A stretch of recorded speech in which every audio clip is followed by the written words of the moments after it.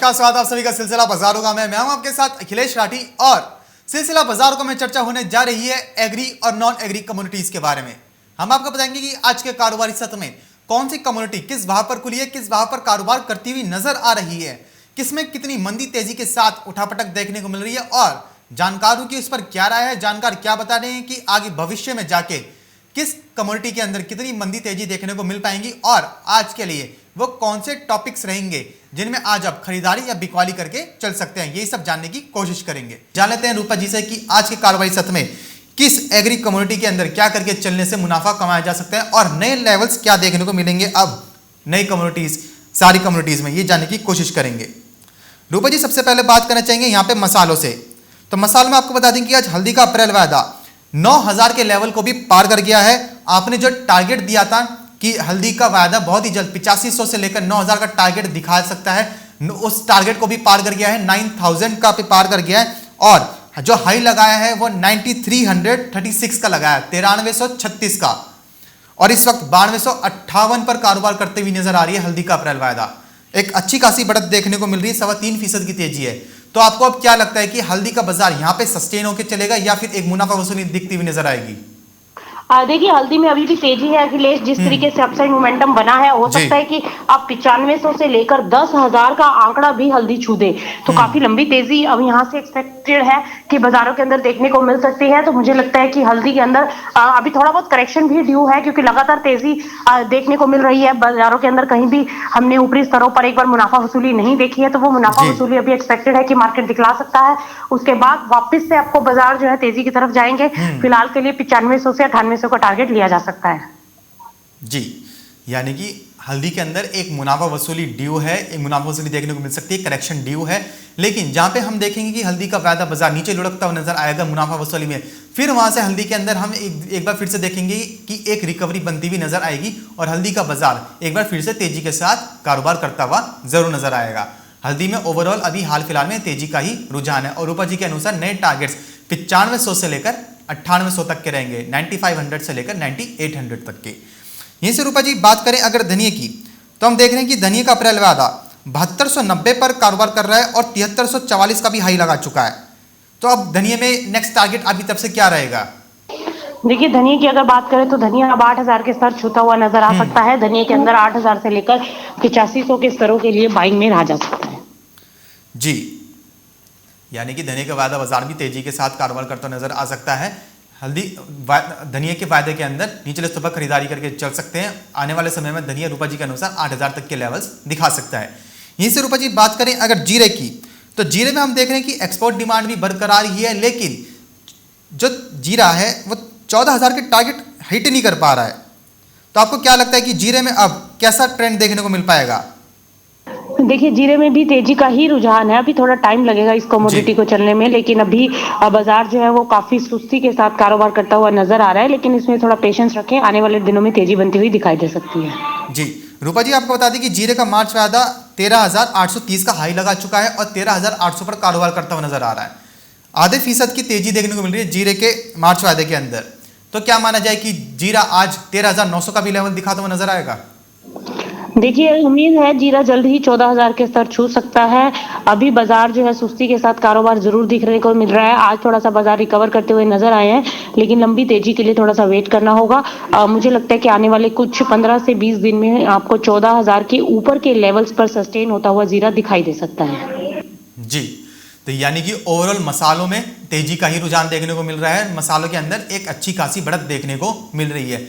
धनिया, जीरा और हल्दी, इन तीनों ही मसाला पैक के अंदर, मसाला कम्युनिटी के अंदर आने वाले समय में एक नए स्तर भी देखने को मिलेंगे।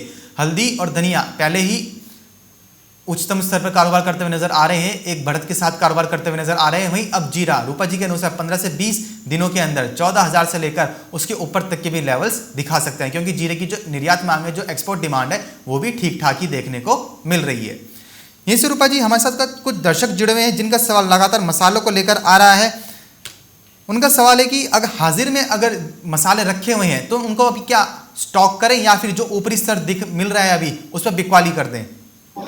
देखिए हल्दी के अंदर अभी थोड़ा मुनाफा वसूली करना चाहें तो आप कर सकते हैं। अभी जीरे और धनिये को मुझे लगता है कि होल्ड करना चाहिए। इसमें अभी रैली बाकी है, हल्दी के अंदर ऑलरेडी रैली आ चुकी है, लेकिन तेजी का रुझान अभी भी है हल्दी के अंदर। एक स्टॉप लॉसेस के साथ आप पोजीशनों को होल्ड कर सकते हैं। ओवरऑल ट्रेंड पॉजिटिव है, अभी मेरे हिसाब से अभी पोजीशनें होल्ड रखनी चाहिए।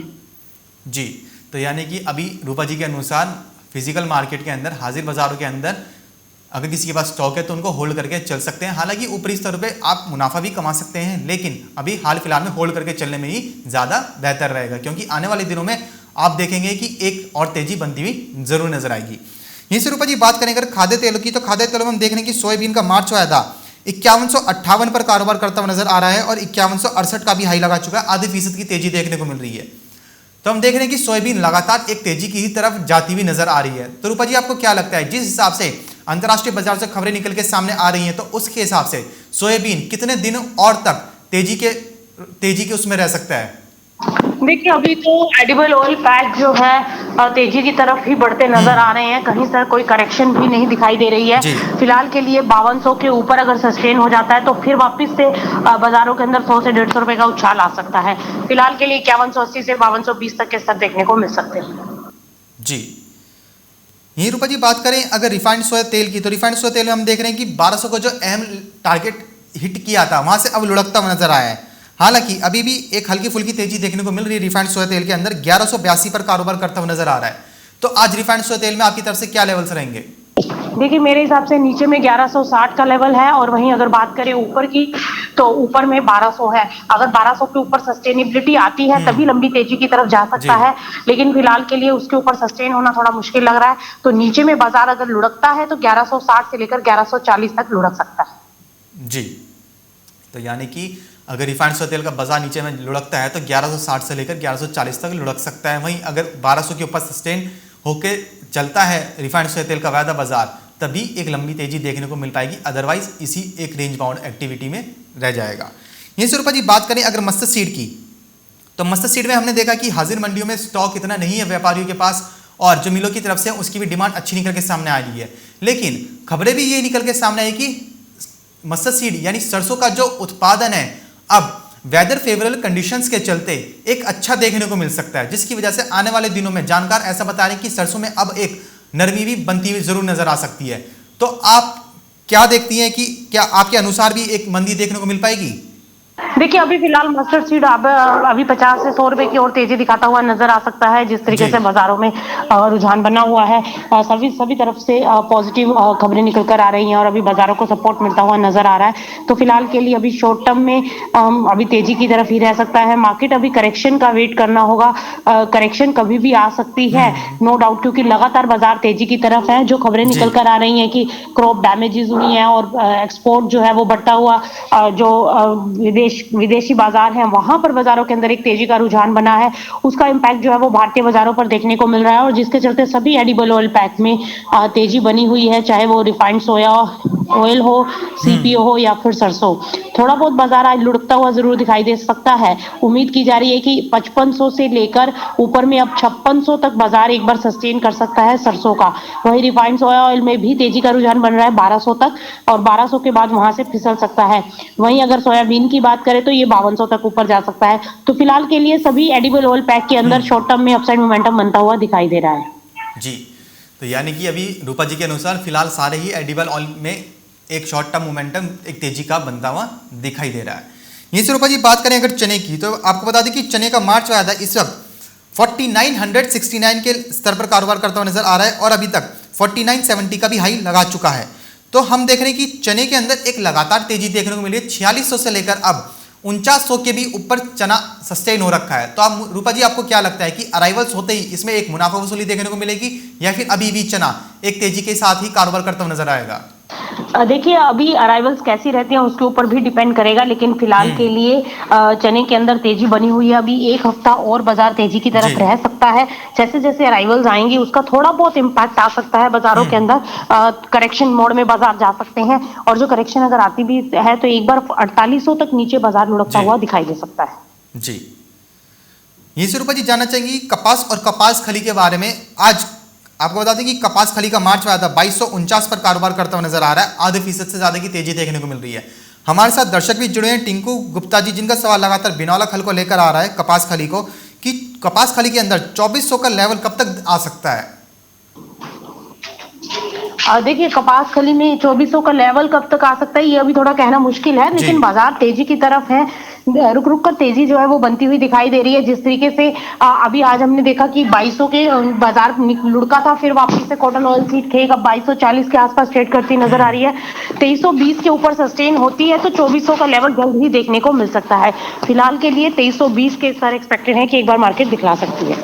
जी, यहीं से रूपा जी बात करें अगर कपास की, तो कपास में हम देख रहे हैं कि एक्सपोर्ट डिमांड जो कॉटन की निकल के सामने आ रही है वो लगातार इंक्रीज ही हो रही है, बढ़ ही रही है। एक कंसिस्टेंसी नहीं है, स्थिरता नहीं है, लगातार अपसाइड मोमेंटम ही देखने को मिल रहा है। तो अब एक्सपोर्ट डिमांड से आपको क्या लगता है कि अगर प्रोडक्शन अच्छा खासा भी रहता है, एंडिंग स्टॉक भी अच्छा खासा निकलता है, तो क्या तब भी कॉटन के अंदर तेजी देखने को मिलेगी?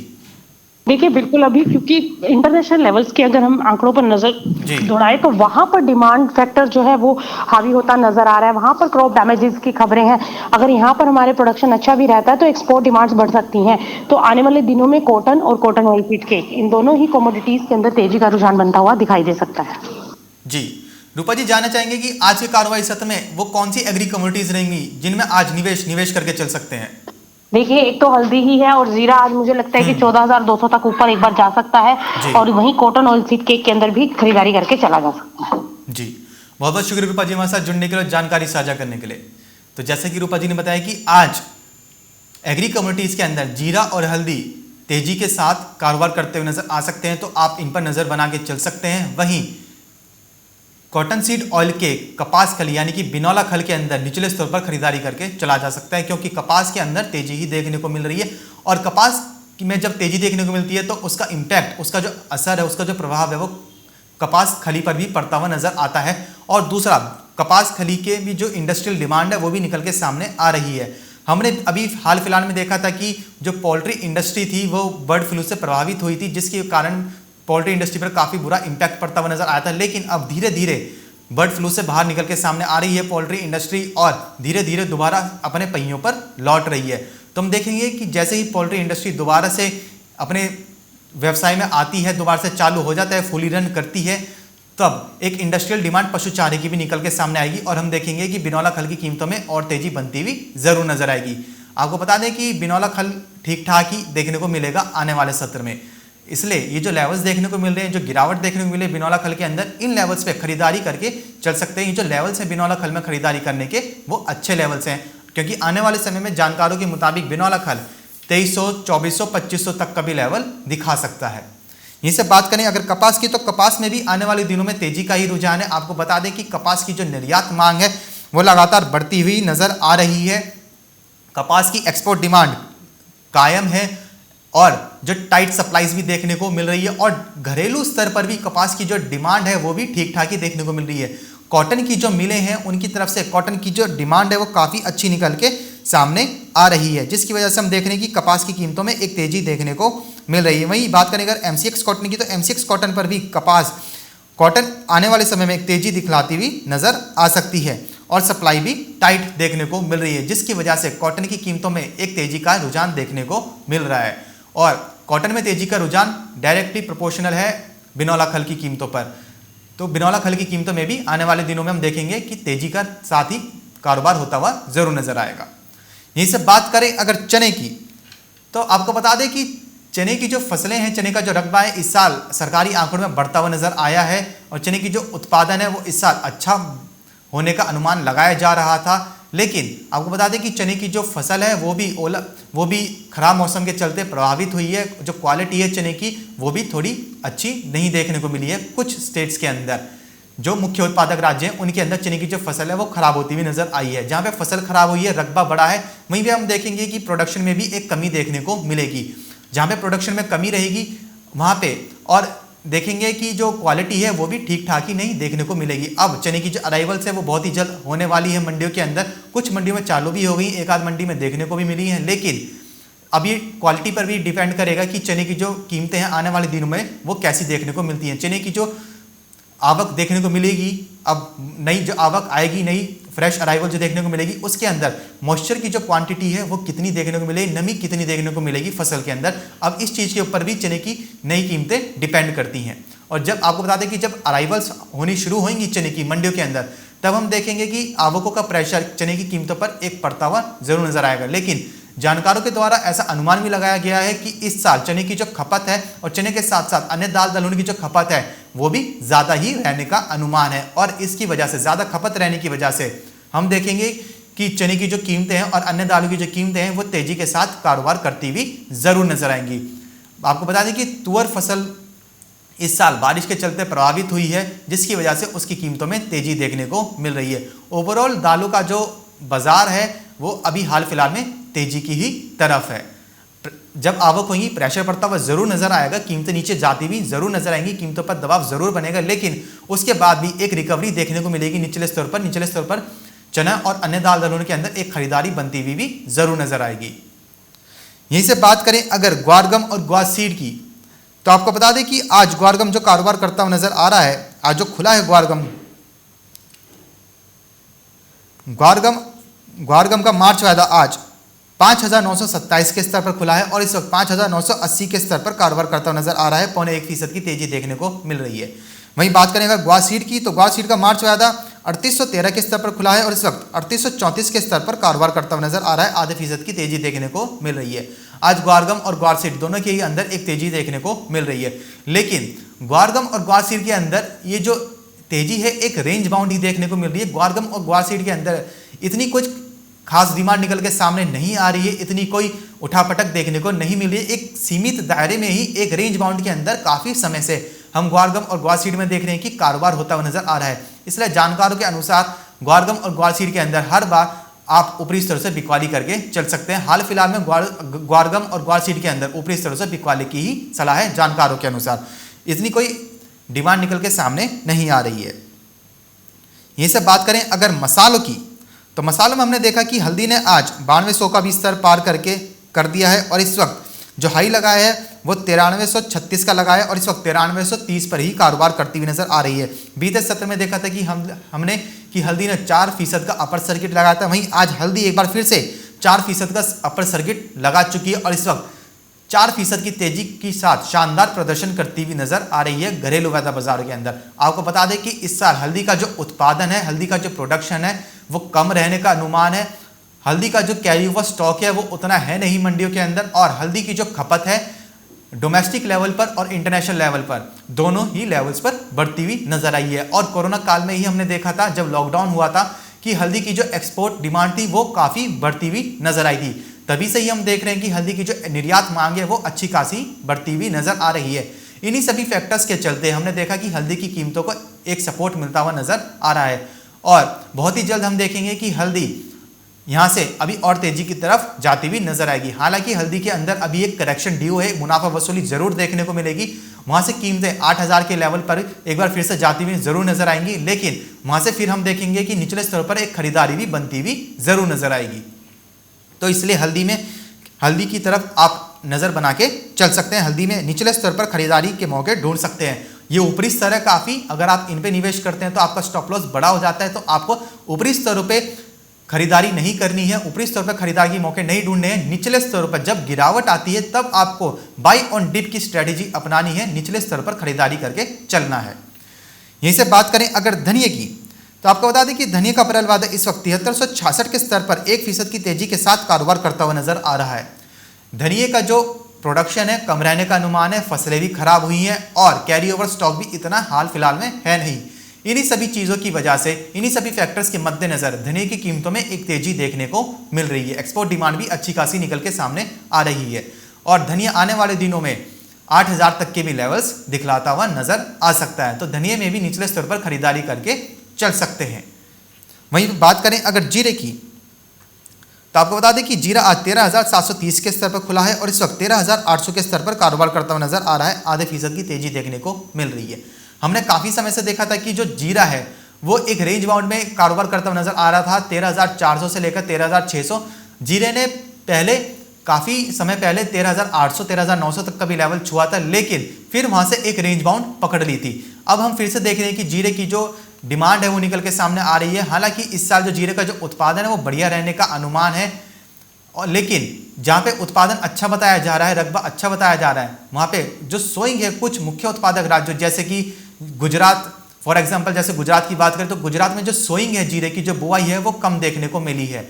लेकिन जहाँ पे प्रोडक्शन अच्छा रहेगा उसकी जो कवर अप करने के लिए जीरे की निर्यात मांग निकल के सामने आ रही है। हम देखेंगे कि जीरे की जो एक्सपोर्ट डिमांड है वो भी लगातार बढ़ ही रही है। तो इसलिए इन्हीं सभी फैक्टर्स की वजह से जीरे की कीमतों पर भी तेजी का असर बनता हुआ नजर आ रहा है। तो मसाला पैक में जीरा, हल्दी और धनिया, इन्हीं तीनों मसालों के अंदर आने वाले समय में और तेजी देखने को मिल सकती है। और अब होली भी आने वाली है, त्योहारी शादी ब्याह का भी सीजन है और रमजान का भी महीना शुरू होने वाला है, तो खाड़ी देशों से भी मसालों की एक मांग निकल के सामने आएगी। और इन्हीं सभी मांग के चलते हम देखेंगे कि मसालों की जो कीमतें हैं वो आने वाले समय में एक अच्छी खासी बढ़त के साथ कारोबार करती हुई जरूर नजर आएंगी। यहीं से बात करें अगर खाद्य तेलों की, तो खाद्य तेलों में इस वक्त सोयाबीन 5160 के स्तर पर कारोबार करती हुई नजर आ रही है, आधे फीसद की तेजी देखने को मिल रही है। वहीं हमने देखा कि रिफाइंड सोया तेल का जो बाजार है वो 1200 से नीचे लुढ़क चुका है। आपको बता दें कि ब्राजील के अंदर खराब मौसम के चलते सोयाबीन की जो कटाई थी वो धीमी पड़ी थी, लेकिन कटाई धीमी होने के बावजूद भी ब्राजील के अंदर एक अच्छी खासी रिकॉर्ड उत्पादन होने का अनुमान लगाया गया है कि ब्राजील के अंदर जो सोयाबीन का सबसे बड़ा निर्यातक देश है उसमें इस साल सोयाबीन की जो फसलें हैं वो रिकॉर्ड उत्पादन पर रह सकती हैं, ऐसा अनुमान लगाया जा रहा है अभी हाल फिलहाल के अंदर बाजारों में। तो इसलिए हम देख सकते हैं कि सोयाबीन के अंदर एक मामूली सी हल्की फुल्की करेक्शन बनती हुई नजर आ सकती है, लेकिन सोयाबीन की कीमतें अभी ओवरऑल हाल फिलहाल में तेजी की ही तरफ है। जब तक पूरा अनुमान निकल के सामने नहीं आ जाता है, पूरे लेवल्स निकल के सामने नहीं आ जाते हैं, तब तक सोयाबीन की कीमतों में एक तेजी का ही रुझान है।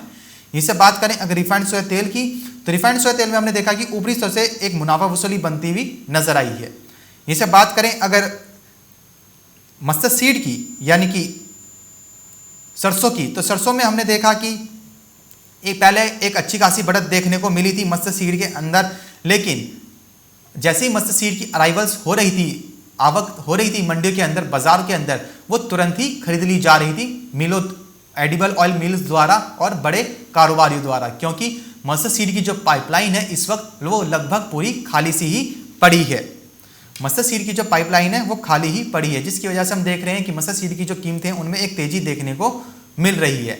आपको बता दें कि मस्टर्ड सीड का जो क्रॉप प्रोडक्शन है इस साल दोबारा से एक बार अच्छा रहने का अनुमान लगाया गया है, क्योंकि जो वेदर कंडीशंस हैं वो फेवरेबल है, वो फेवरेबल है और इसी के चलते एक अच्छा उत्पादन, एक अच्छी बुआई होने का आंकड़ा अभी अनुमान लगाया जा रहा है, जिसकी वजह से हम देख सकते हैं कि आने वाले दिनों में सरसों की कीमतों में हाल फिलहाल में एक मामूली सी गिरावट बनती हुई नजर आ सकती है। अब ये वक्त ही बताएगा कि सरसों के अंदर अगर प्रेशर बनता है तो कितना पड़ता हुआ नजर आता है। इसे बात करें अगर सीपीओ की, तो आपको बता दें कि इंडोनेशिया और मलेशिया जो सीपीओ के मुख्य उत्पादक राज्य हैं, वहां पर सीपीओ का जो उत्पादन इस साल वो कम रहने का अनुमान है और वहां की जो एक्सपोर्ट ड्यूटी है उसमें भी बढ़ोतरी की गई है। वहीं इंडिया में भी, भारत के अंदर भी जो आयात शुल्क है सीपीओ का वो भी बढ़ाया गया है। इन्हीं सभी फैक्टर्स के चलते देख रहे हैं कि सीपीओ में एक तेजी देखने को मिली थी हमें। वहीं आपको बता दें कि पिछले 10 महीने में सीपीओ अब तक लगभग 2 गुने दाम पर हो चुका है। और आपको बता दें कि इंडोनेशिया और मलेशिया में पाम तेल पर एक्सपोर्ट ड्यूटी लगने से भी तेल का आयात महंगा हो गया है। जो सरकार है वो भी यही चाहती है कि सीपीओ के मामले में जो भारत है वो आत्मनिर्भर बने, क्योंकि खाद्य तेलों के अंदर भारत में सीपीओ का इस्तेमाल सबसे ज़्यादा किया जाता है। भारत की जो फूड इंडस्ट्री है उसके अंदर सीपीओ का जो इस्तेमाल है, सीपीओ का जो यूज़ है वो सबसे ज़्यादा होता है और खाद्य तेलों में भारत सीपीओ का सबसे बड़ा आयातक देश भी है। इन्हीं सभी फैक्टर्स की वजह से हमने सीपीओ में आगे एक तेजी आती हुई देखी थी। और जहां पर सीपीओ में हमने आयात में कमी आती हुई देखी है, क्योंकि आयात शुल्क में बढ़ोतरी हुई है। मलेशिया और इंडोनेशिया के एक्सपोर्ट में आयात शुल्क में बढ़ोतरी हुई है और वो लोग मलेशिया और इंडोनेशिया अपने बायोडीजल फ्यूल प्रोग्राम पर भी ज़्यादा फोकस कर रहे हैं। इसी की वजह से वहाँ पे जो एक्सपोर्ट ड्यूटी है सीपीओ की वो बढ़ाई गई है। इन्हीं सभी फैक्टर्स की वजह से हम देख रहे हैं कि सीपीओ की कीमतों में एक तेजी का माहौल देखने को मिल रहा है।